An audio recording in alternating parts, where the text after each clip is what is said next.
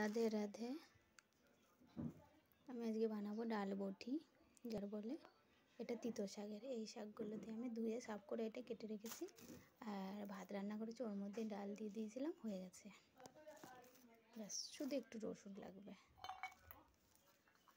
আর একটা শুকনো লঙ্কা। ব্যাস, কড়াই গরম হয়ে গেছে। এবার একটু তেল আপনার ইচ্ছা মতো, একটু শুকনো লঙ্কা আর এই রসুনটুকু, ব্যাস থেতো করে।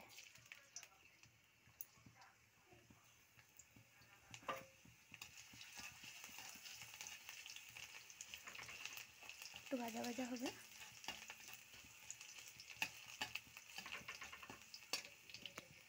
এবারে ডালটা ছেড়ে দেব।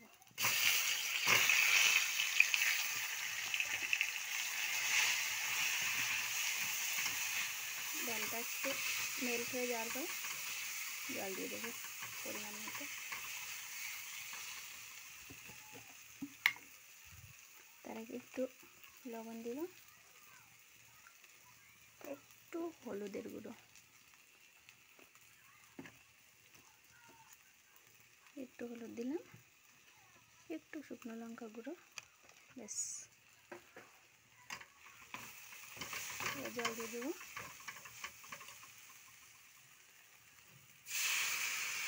সামান্য পরিমাণ, দেখে শাকগুলো গলে যায়।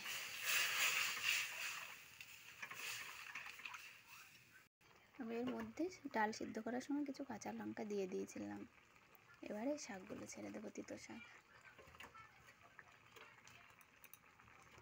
দিয়ে 5-1 মিনিট জ্বালাতে হবে। ব্যাস তৈরি, আর কিচ্ছু দেওয়া লাগবে না এর মধ্যে।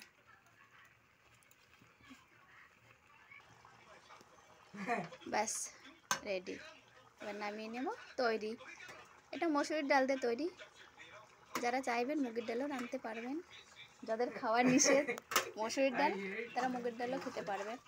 ব্যাস রেডি ডাল বটি।